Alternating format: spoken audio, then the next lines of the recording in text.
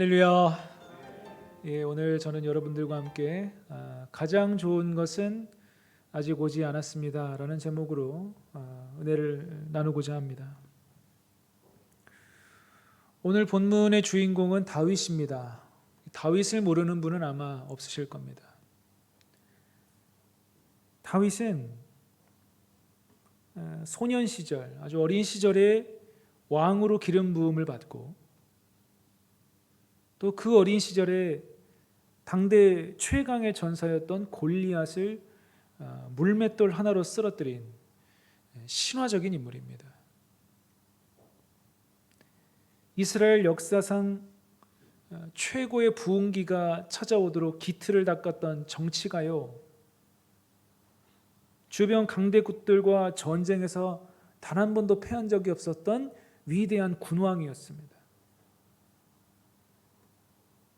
그래서 이스라엘에게 있어서 이 다윗이라는 왕에 대한 평가는 거의 신앙에 가깝습니다. 우리나라 역사에서 가장 존경하는 왕이 있다면 세종대왕님이 계시겠죠.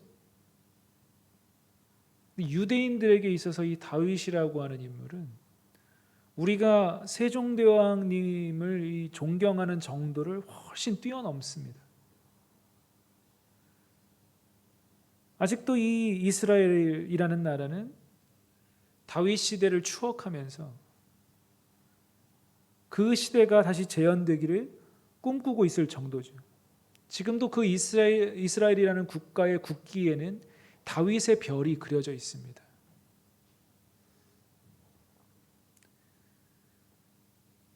그런데 이 다윗이라는 왕이 그 위대한 왕이 되기까지의 과정을 보자면 그 과정은 정말로 말로 다 하기 어려운 굉장히 괴로운 과정이었다는 것을 우리가 알 수가 있습니다.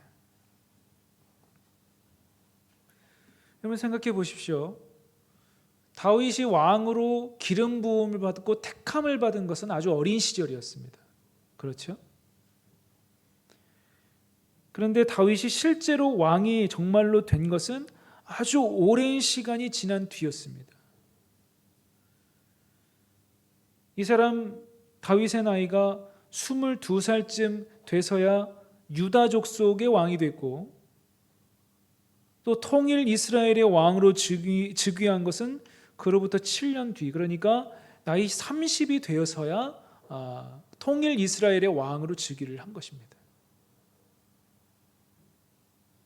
그러면 처음 어린 시절에 기름 부음을 받은 때로부터 실제로 왕이 되기까지 적게는 한 15년에서 길게는 한 20년 가까이 걸렸다는 얘기입니다.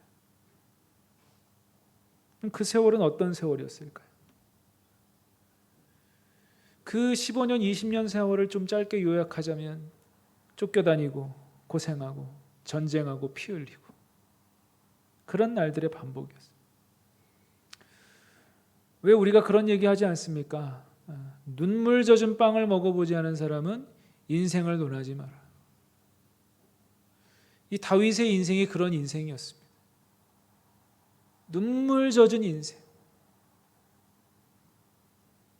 말로 다 할 수 없는 그런 고난의 인생이었어요. 성경에 다윗이 처음으로 어린 시절에 기름 부음을 받아 왕으로 택함을 받던 때가 사무엘상 16장입니다. 그런데 사무엘상 22장, 오늘 우리가 읽은 본문이 돼서도 아직도 왕이 아닙니다. 심지어 이 사무엘상이라는 성경은 다윗이 왕이 되지 못한 채로 끝납니다. 그리고 사무엘하 2장에 가서야 그는 절반의 왕이 됩니다. 그리고 사무엘하 5장에 가서야 다윗은 비로소 온 이스라엘의 왕으로서 정통성을 인정받게 되는 거예요. 그러니 다윗이 그 인생을 살아가는 동안 얼마나 고단했을까요, 여러분? 하나님 나한테 왕 된다고 하셨는데 도대체 내가 언제 왕이 되는 겁니까? 내가 지금 왕이 되고 있는 겁니까? 거지가 되고 있는 겁니까? 이런 생각 들지 않았을까요? 오늘 본문 10절 말씀에는 이렇게 말씀합니다. 같이 한번 읽어봅니다. 시작. 그날에 다윗이 사울을 두려워하여 일어나 도망하여 가드 왕 아기스에게로 가니. 이 장면은 다윗의 그 험난한 인생 가운데서도 가장 밑바닥, 가장 처참했던 장면입니다. 여러분, 다윗이 사울에게 쫓겨서 도망친 이 가드라고 하는 곳이 어떤 곳인지를 우리가 알면 이 장면이 얼마나 드라마 같은 장면인지를 우리가 알 수가 있어요. 다윗이라는 인물이 이스라엘 역사 정면에 등장하게 된 때가 언제입니까? 다윗이 골리앗을 쓰러뜨렸을 때죠. 당시 이스라엘은 블레셋과 전쟁 중이었고, 블레셋은 거인 용병을 고용해서 대리 전쟁을 치르고 있었습니다. 그때 그 거인 용병이 바로 골리앗이었고, 그 골리앗의 고향이 가드였습니다. 그리고 소년이었던 이 다윗이 그 가드 사람 골리앗을 쓰러뜨리면서 이스라엘뿐만이 아니라 그 당시 고대 근동 전역의 이름을 떨쳤던 것이죠. 여러분, 이 다윗이 골리앗을 이겼다는 것은 오늘로 말하면 총 한 자루 가지고 항공모함을 침몰시켰다, 이렇게 얘기하는 것처럼 터무니가 없는 얘기입니다. 말도 되지 않는 일이 일어난 것이죠.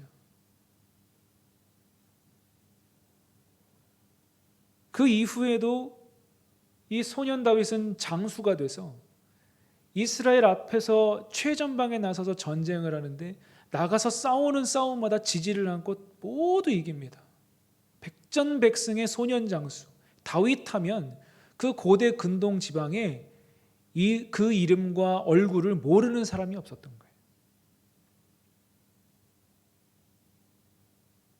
그랬던 이 다윗이 지금 사울에게 쫓겨나서 망명을 요청하고 있는데, 그 망명을 요청하고 있는 곳이 어디입니까? 가드입니다. 골리앗의 고향이죠. 이 가드 사람들이 다윗을 모를 리가 있을까요? 오늘 본문 11절을 봅니다. 제가 읽겠습니다. 아기스의 신하들이 아기스에게 말하되 이는 그 땅의 왕 다윗이 아니니까.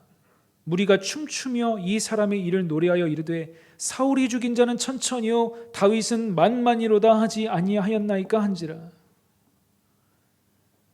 가드 사람들이 다윗을 즉시 알아봤어요. 가드 사람들이 수군대기 시작합니다. 이거 다윗 아니냐? 골리앗 쓰러뜨린 그 다윗 아니냐? 지금 이 사람이 여기를 왜 온 것이냐? 정탐하러 온 거 아니냐? 그 사람들의 수군대는 소리가 다윗의 귀에도 들렸습니다. 다윗이 불안해지는 거예요. 저 사람들이 나에게 복수하려고 하면 어떡하나? 나를 죽이려고 하면 어떡하나? 다윗은 살고 싶었어요. 이 내 나라도 아닌 곳에서, 하나님도 없는 이 이방 땅에서 비참하게 죽고 싶지 않았던 것입니다. 그래서 다윗이 어떻게 했는지 아십니까? 오늘 본문 12절 13절을 봅니다. 제가 읽겠습니다. 다윗이 이 말을 그의 마음에 두고 가드왕 아기스를 심히 두려워하여 그들 앞에서 그의 행동을 변하여 미친 채 하고 대문짝에 그적거리며 침을 수염에 흘리매.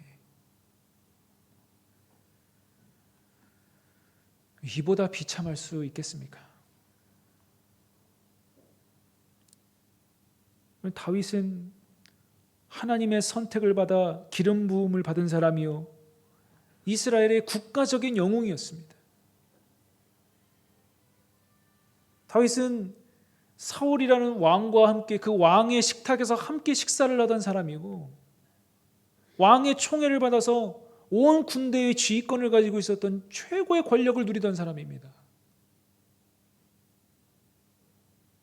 그 사람이 지금 자기 목숨 한번 건져보겠다고 수염에 침을 흘리며 대문을 그적거리며 미친 사람처럼 연기를 하고 있는 것입니다. 정말 내가 살자고 이렇게까지 해야 되는 것인가? 생각 들지 않았겠습니까? 그 모습을 본 가드왕 아기스가 이렇게 말하는 거예요. 저 미치광이 빨리 이 궁에서 내보내라. 우리나라의 미치광이가 적어서 저 미치광이 하나를 더 데려왔느냐? 그래서 쫓겨납니다. 그렇게 목숨을 부지합니다. 그런 혹독한 과정을 통해서 도착한 자리가 오늘 바로 아둘람 동굴인 거예요.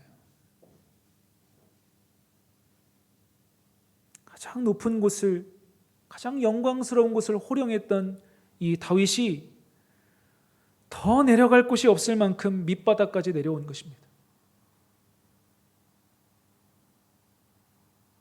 그런데 여러분, 이 동굴에 도착해서 다윗이 만난 사람들이 어떤 사람들인지 여러분 아십니까?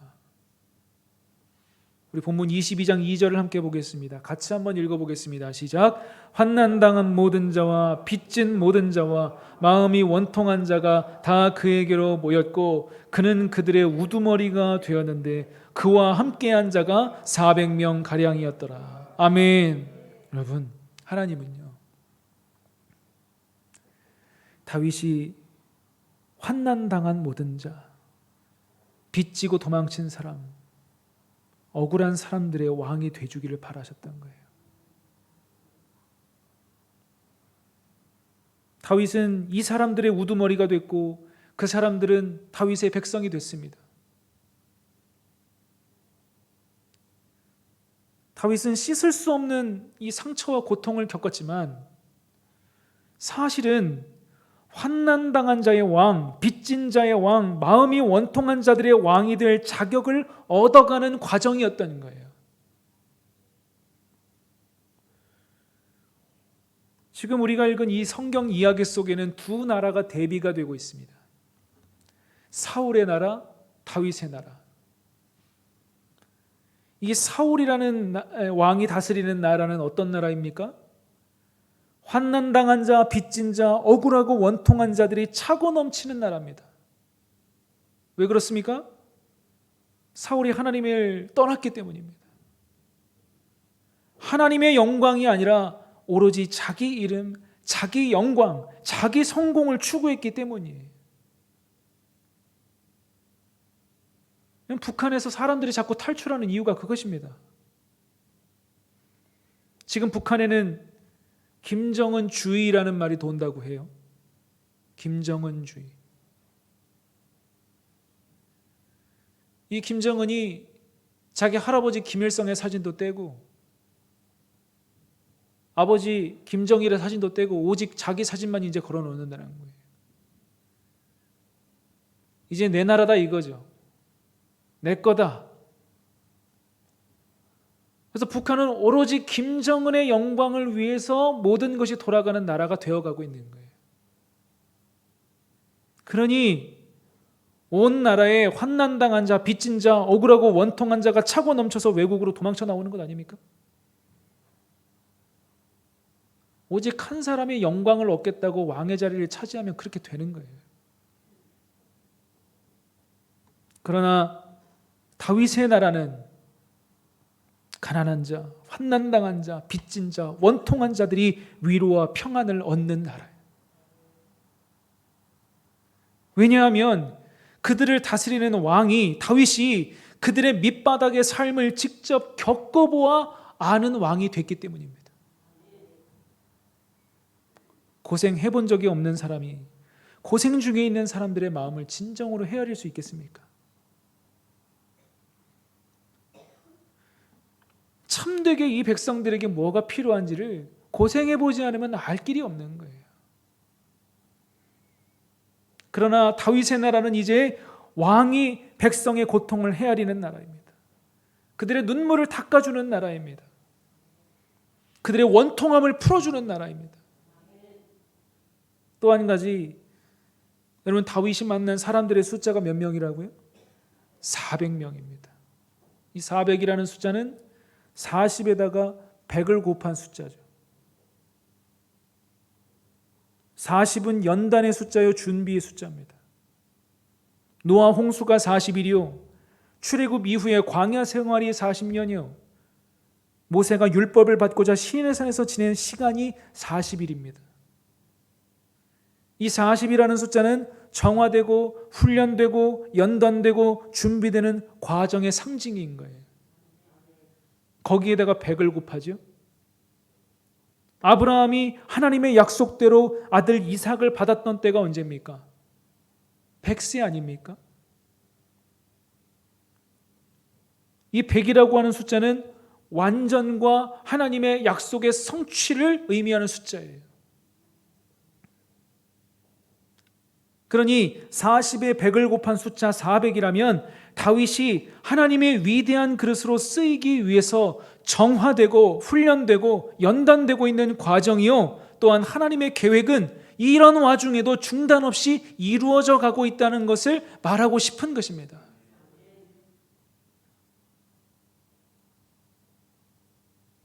다윗은 어떤 삶을 살았어요? 자기 왕을 위해서 충성을 다했어요.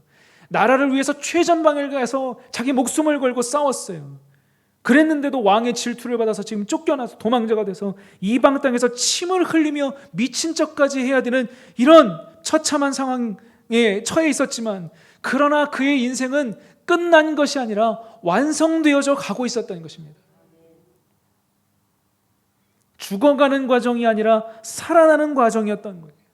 망해가는 과정이 아니라 흥해가는 과정이었던 거예요. 로마서 8장 18절 말씀은 이렇게 선포합니다. 같이 읽습니다. 시작. 생각하건대 현재의 고난은 장차 우리에게 나타날 영광과 비교할 수 없도다. 아멘. 현재의 고난은 장차 우리에게 나타날 영광과 좋게 비교할 수도 없다. 믿으십니까? 63빌딩 아시죠? 요새 뭐 롯데 제2롯데월드가 제일 높다고 하는데 우리 때는 다 63빌딩이죠. 63빌딩 제일 꼭대기에서 저 밑에 기어가는 개미 한 마리 보라고 하면 그거 여러분 보이시겠습니까? 지금 내가 고난을 밥처럼 먹고 실패와 고통을 물처럼 마시고 있으니 고난의 크기가 느껴지지만, 고난의 크기가 너무나 크게 느껴지지만, 저 하늘의 시점에서 보면, 저 영원의 시점에서 내려다보면 우리가 지금 겪는 이 고난은 63빌딩 꼭대기에서 내려다보는 개미처럼 작게 보인다는 거예요. 우리가 이 예배를 왜 드립니까? 이 예배를 통해서 그 하늘의 시점, 그 영원의 시야를 우리가 얻기 위한 것 아닙니까?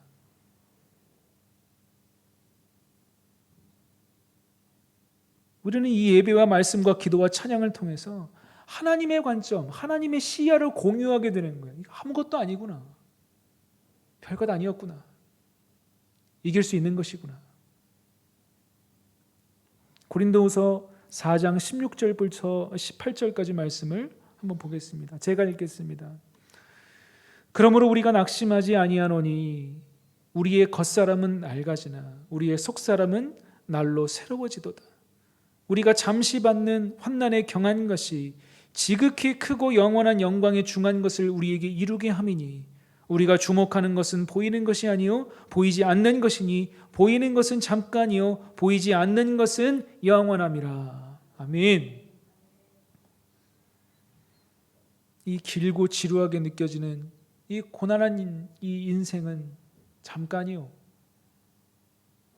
그토록 무겁게 느껴지는 이 삶의 무게는 가벼운 것이요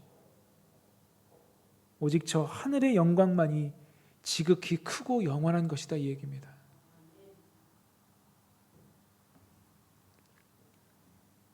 여러분, 미국 16대 대통령 링컨을 다 아시죠? 우리는 링컨이 얼마나 찬란한 성과를 거둔 사람인지 다 알고 있습니다. 그런데 이 링컨이 미국 역사상 가장 위대한 대통령이 되기까지 어떤 인생의 과정이 있었는지를 아는 사람이 별로 없습니다. 우리가 이 과정을 같이 한번 살펴볼 필요가 있어요. 이 얘기만 하고 제가 마칠 건데, 한번 들어보십시오. 7살 때부터 한번 짚어보겠습니다. 링컨 7살, 가족들이 세를 못 내서 살던 집에서 쫓겨납니다.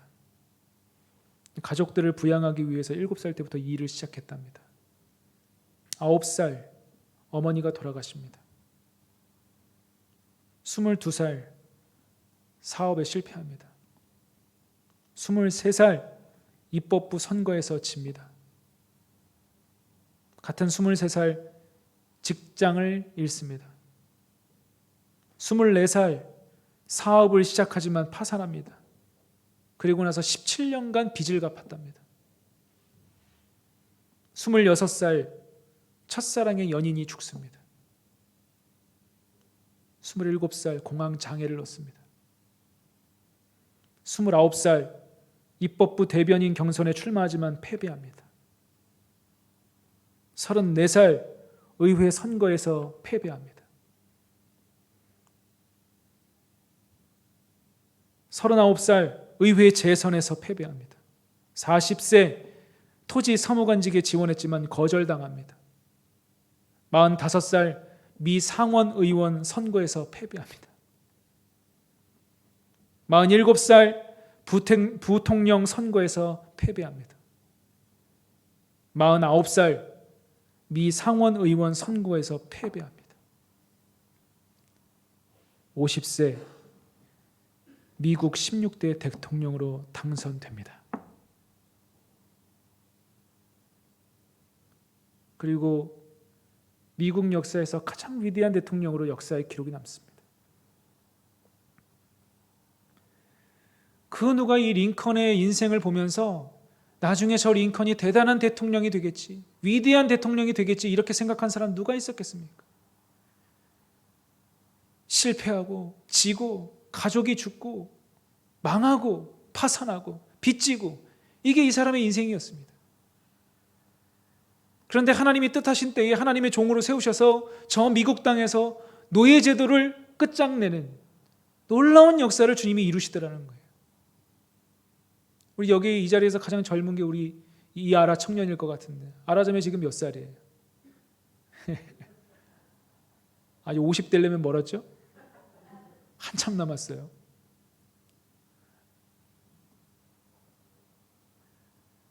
이 링컨의 집무실 책상에는 항상 성경이 있었대요.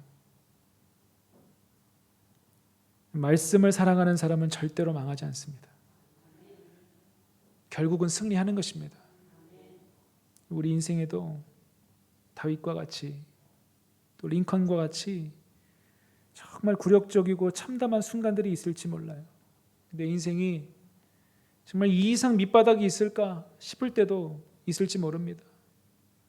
재정 문제, 자녀 문제, 관계 문제, 질병의 문제, 끝도 없이 찾아오는 이 문제 때문에 낙심이 되고 더 이상 도망칠 데가 없어서 사면 초가에 빠진 것 같은 그런 심정에 빠질 때가 여러분 있으실 겁니다. 그러나 모든 것은 결국 지나갈 것입니다. 그리고 그 모든 아프고 괴로웠던 체험들조차도 하나님은 하나님의 선하신 뜻을 이루시는데 다 섞어서 쓰실 거예요. 잊지 마십시오. 가장 좋은 것은 아직 오지 않았습니다. 따라해 봅시다. 가장 좋은 것은 아직 오지 않았습니다. 믿으시죠? 기도하겠습니다.